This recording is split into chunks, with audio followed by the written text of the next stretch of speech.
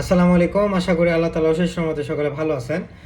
তো অনেকে আছে যে আমাদের পিপিআই প্রোটন পাম্প ইনহিবিটর যে গ্যাসের ওষুধ বছরকে বছর দিনকে দিন মাসকে মাস খাচ্ছে। এটা কিন্তু আসলে আমাদের শরীরকে ইফেক্ট করে।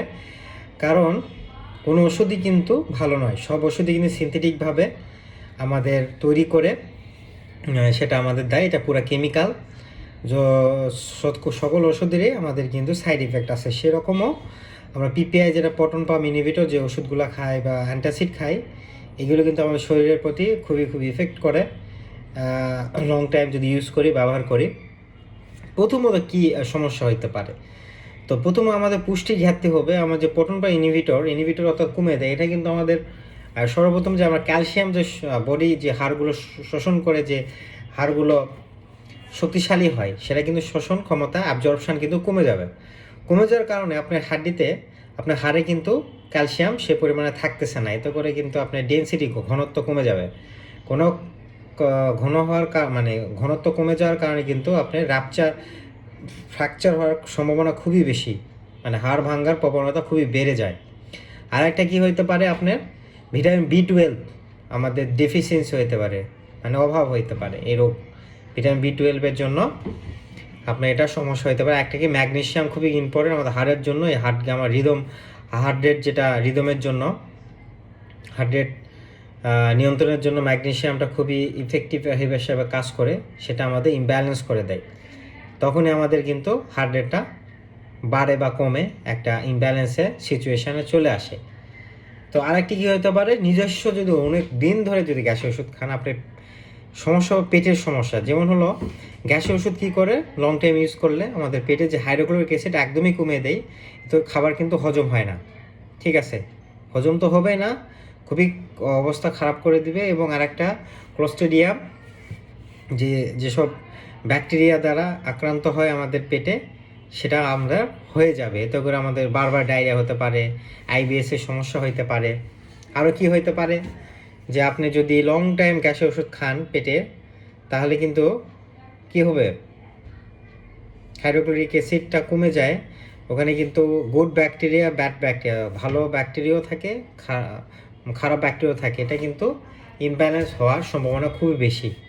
এতে করে আমাদের পেটে কিন্তু ইনফেকশান জন্মাতে পারে।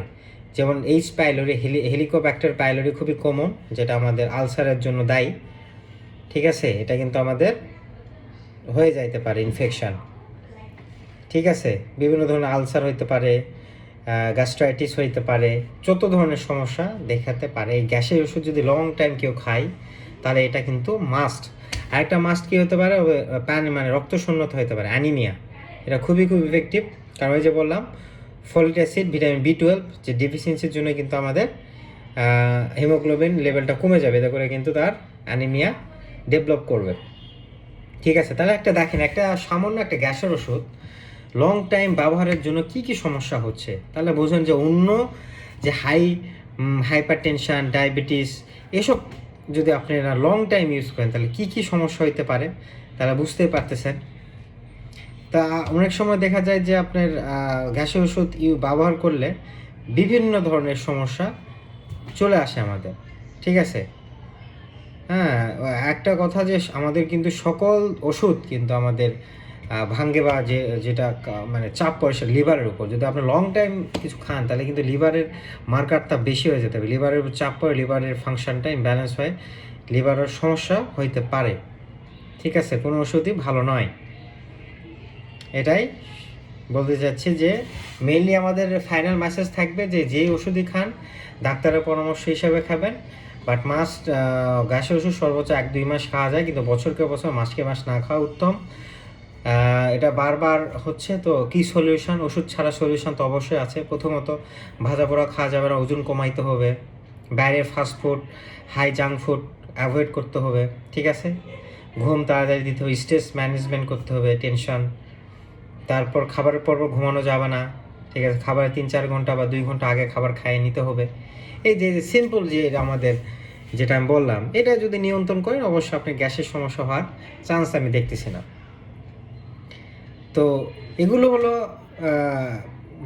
মানে কথা, যে আপনি যে গ্যাসের ওষুধ খান, যে এটা কি কারণে হচ্ছে, কী কারণে হচ্ছে, এটা লং টাইম ব্যবহার করলে কী কী প্রবলেম হতে পারে। তো আশা করি ভালো থাকবেন, সুস্থ থাকবেন, পরিবারকে নিয়ে ভালো থাকবেন। এবং এই গ্যাসের ওষুধ এখন গ্রাম বাংলায় বলেন সারা বাংলাদেশ ছড়িয়ে গেছে, কারণে অকারণে